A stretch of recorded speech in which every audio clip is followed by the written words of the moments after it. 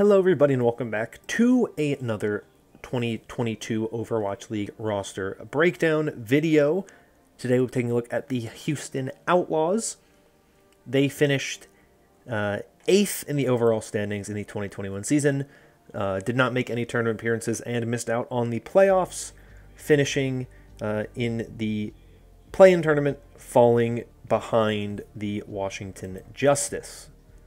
So, a roster that had a very strong season, of course, 4-0 in the first tournament, and then I believe 3-1 in the second tournament, but unable to make any tournament appearances. This is going to be an interesting team to take a look at and talk about what the future of this roster is. So let's pull it up real quick so you guys can see who they have. In the DPS role, they have Dante, Pelican, and Merritt. They have Jake on this roster, of course, as a player coach, and he has an interesting role, which we'll talk about here in a little bit. The supports, we have Iris and Lastro, and then for the tank, they have Piggy. He's the only one they have at the moment. So let's talk first about the DPS on this roster. I think it is the best part of this roster, and it is a very, very good line, and the piece that I most relate the Houston Outlaws to is Dante. Of course, he started his Overwatch League career with the San Francisco Shock before getting traded to the Houston Outlaws for the 2019 season. He has been with the Outlaws ever since. Most notable for his Sombra and Tracer play, as well as a very solid Echo. May as well, very, very good for him. So he's a very good flex DPS player, whose specialties are mostly in the Sombra and the Tracer. So flex DPS, a little bit of that kind of mild hit scan, not super like hardcore hit scan, but some hit scan in there. We all know Dante is very, very good. He's been around for a long time, and he is one of the best DPS players in the league, possibly even the best Western DPS player there is. He is incredible, and he is one of the top players. The big acquisition, though, for the Outlaws in the offseason was acquiring Pelican from the Atlanta Reign. Pelican, of course, is also a flex DPS player. Plays a lot of similar stuff to what Dante plays, though not quite the same. We did see a lot of Tracer from Pelican last season. That's not necessarily his comfort role. He's more known for his Echo and his May and his Genji, that side of the flex DPS, as opposed to the Tracer and Sombra like Dante is. I think it's interesting that they have both of these players because I do think there is a lot of overlap between the two, and they're both very, very talented. This, to me, feels like potentially a dangerous game that the Outlaws are going to play because there's a very good chance that we don't really see one of these two players play a lot, which would be really bad. Now, if the meta is a lot of Tracer and a lot of Echo or a lot of flex DPS play, then yeah, we'll see these two quite a bit. But in the event that we do have a meta that is hit scan heavy, right, and it's going to be Tracer heavy, let's say, Tracer Cassidy or Tracer Widow, Tracer Ashe, who do you actually put in the lineup? Because there's a very good argument to be made as we kind of look at the beginning of this roster. The majority of this roster is Korean. And so if you're at a point where you're going to be running both of your flex support players, and you need like Tracer Cassidy or Tracer Ashe, I feel like there's a very good possibility that this team opts to primarily run Pelican because he plays a really good Tracer. He was one of the top DPS players this past season. We know that Pelican is one of the best players in the league. And when you bring in Merritt to be your hit scan player, you know, your Widow, your Cassidy, your Ashe, when that is his role, that is what he excels at, that is what he is the best at. You know that when you need hit scan, that is who he's going to be playing. It's going to be Merritt. And I'd say there's a very high possibility that hit scan is really big when there's only one shield, one tank. I think it's going to open up for a lot more hit scan DPS potential play. So that is one of my interesting kind of points with this Outlaws team. I think it's always a good move to just bring in the best players possible and figure out how it's going to work later on. You have the means to bring these players in. You have these players you want to have. Pelican had talked about wanting to play with Piggy. The Outlaws may have looked and said, we don't want to lose Dante because Dante's a very valuable piece to our team and our culture, and he's a very good player. We know he's very good, and we don't want him going somewhere else, so we can bring in Dante, have him be, on the team, and we'll find ways to make it work. But I think it's very, very interesting, and that's one of the reasons why I think Jake's position on this team is very interesting, because I do think there is a spot for Jake on this team. I don't think it's playing DPS, because I don't really think there's ever a reason to put Jake in over Dante or Pelican, because you're never going to need what he can give you more than you're going to get out of Pelican, when it's very likely that Pelican is going to be having Dante on the bench a lot, and people would much rather see Dante come off the bench than Jake. So I think this is a really interesting look at this team. I think having these 3 DPS players really does bring them a lot, right? You're bringing 2 established Overwatch League veterans with Dante and Pelican, who was Rookie of the Year last season. You're bringing in Merritt, who found a lot of success on Runaway and on O2 Blast, so he's coming from a very good Overwatch contenders scene, finding a lot of success. I don't think he's necessarily the best hit-scan DPS player out there. I think he is very good, and I think he will be in a good team environment, of course, playing under Junkbuck as a coach. I think is going to be very helpful. So I don't really have a ton of concerns about his ability to play. It'll be interesting to see what the meta is for most of the season, if it's more in the path of heavy play coming out of the hit scan players, or if it's a lot of Tracer Echo, Sombra Echo, Sombra Tracer, stuff like that. Because if it is a lot of Sombra Tracer, then I feel really good about Dante and Dante and Pelican together.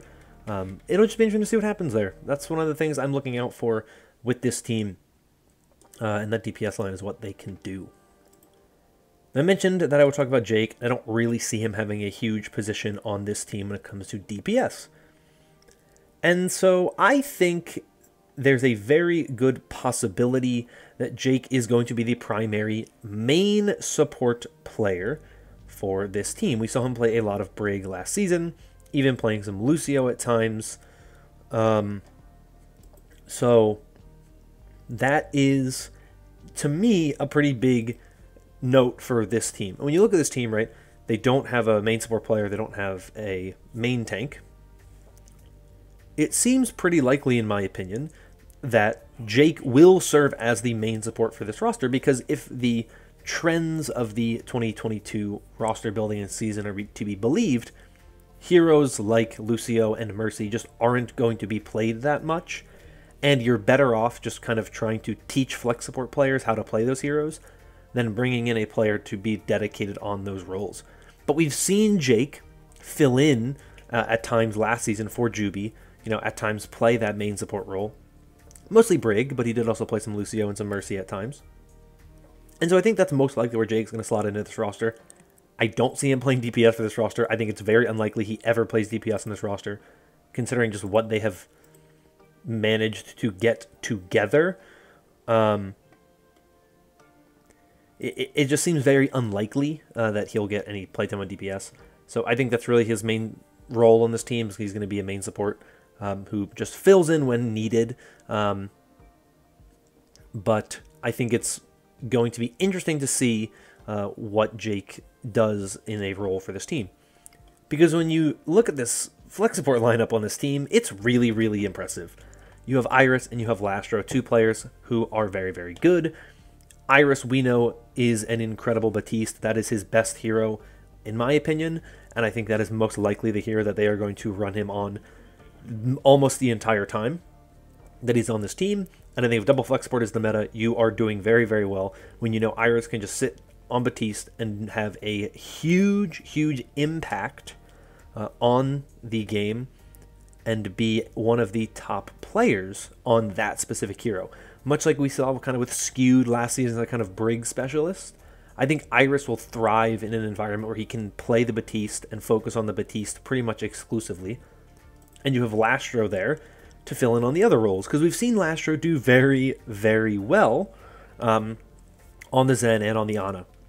And I think when you put those two together, you have a very, very, very strong double flex support core that kind of creates the main chunk of what I think this backline is going to be in 2022, considering it doesn't seem like main supports are as popular and are as necessary as they have been in seasons past.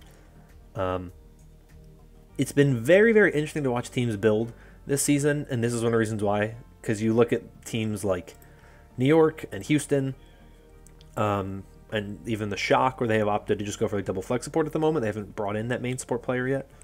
So it's interesting to see as teams build what they are choosing to prioritize and what stuff they're choosing not to prioritize. And so I'm curious to see if this is the case with this team. Will they sign a main support before the season begins, or are they genuinely just relying on Jake and saying that Jake is going to be their primary,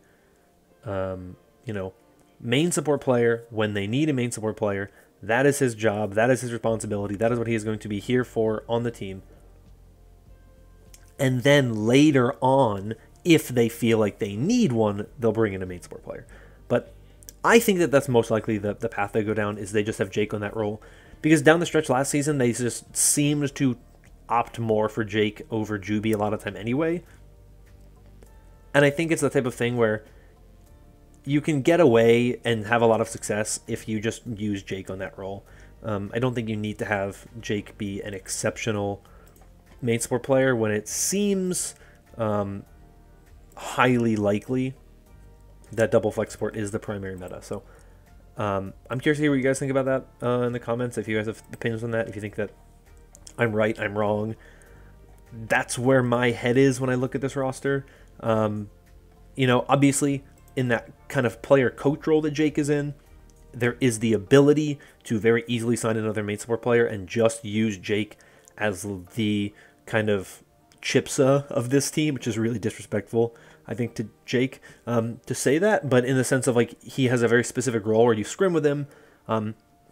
Certain metas, like in the event that there's like we can have a map where we can run just Junkrat and Jake's Junkrat is just so good that we want to have it above all else, you can do that. But I do think that Jake is most likely going to be playing for the Mercy and the Lucio role. Brig is where it gets interesting, because I don't think Iris or Lastro are particularly known for their Brigitte play, whereas Jake did play a lot of Brig in the past. So that's where I think Jake is most likely to get playtime, would be on the Brig, if Iris and Lastro, neither of them are really kind of up to snuff on the role. Definitely could see a lot of Jake there. I think Jake brings a kind of good leadership figure in the same way that I think Moth could have been a good addition to this team. You don't really need Moth and Jake, though, because they do kind of the same thing. So you could have Jake in there just to kind of help the team focus. He's a very communicative guy. And I think that could be a really good thing for him to bring to the team this season as potentially their main support player. So that's what I'm really keeping my eye out on for this team. That's the thing I'm most interested in seeing, is if that is the main support option they go with, is just Jake. Final spot on this team for now is Piggy. Now, Piggy, of course, had a very good season last year. He was one of the top rookies last season. Obviously joined the league with Jonggu, who they no longer have, and he has since announced his retirement. So, hate to see that, but it does unfortunately happen. Piggy is the only tank on this team for the time being, and it'll be interesting to see who they opt to bring in as a main tank, if they do opt to bring in a main tank at all. Obviously, Dreamer was on this roster once upon a time. He was on this roster alongside Jonggu. Interesting to see if they decide to bring Dreamer back, or if they just look for somebody else in the kind of world. You know, if they find a player they really, really like and they want to bring in to make their main tank for 2022. It'll be interesting for me to see that. But we know Piggy's very good. His Sigma in particular is incredible, and he has a very good Zarya and Diva. The fact of the matter is, Piggy is not enough for this team. They definitely need to bring in somebody else to be another tank player. They need someone that can play the Reinhardt or the Winston or the Orisa, which you aren't getting out of Piggy. Pig's a great player in what he can play. He doesn't play everything. So I think it's very important that this team brings somebody in to play the main tank, and I have no doubts that they will. I 100% think that they're going to bring somebody in to play some of those heroes, because that is really where this roster is most lacking right now. I can get behind Jake's role on this team if he is their main support player, because he's shown to be pretty good at it in the past. They felt confident with him in the past. And I think that when you have a leadership figure like Jake, that's what he brings more so than his skill and his talent. And he can kind of help the team play around him. And he had a pretty good map win rate last season because he was able to, I think, be a strong leadership figure. But main tank, even though we're moving into 5v5, we're moving into the one tank era, I still think it's very, very important that this team changes their tune, if they don't, or if you want to call it that way, and they bring in somebody to be the main tank, to play the Winston, to play the Ryan. I do think Dreamer is still a really good option, and I think Dreamer not being on this roster, or any roster, is kind of surprising, but teams don't really seem to have It's really odd, because like some teams have off tanks, and some teams have main tanks. There's very few teams right now that have both. I mean, I think you have Dallas, and you have Shanghai. I don't think any of the other teams we've talked about so far have had both, which is just odd to me that so few teams have.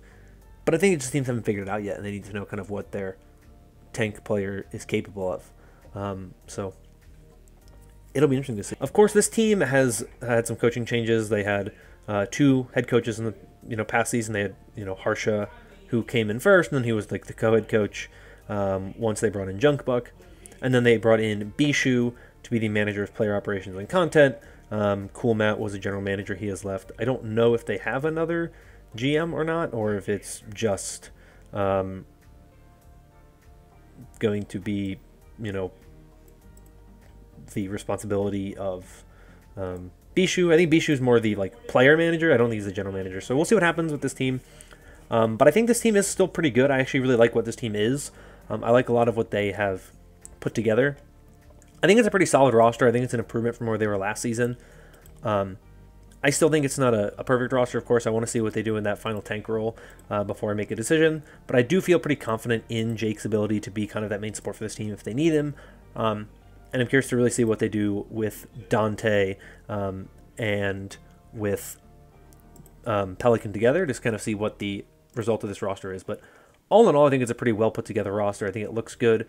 It feels like a roster that definitely has what it takes to compete at the highest levels, has what it takes to compete against some of the best teams in the world. And so I overall think this roster is a solid roster. And I'm excited to see how they finish it off.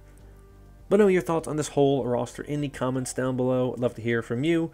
But that is going to be all from me for today. So thank you so much for watching.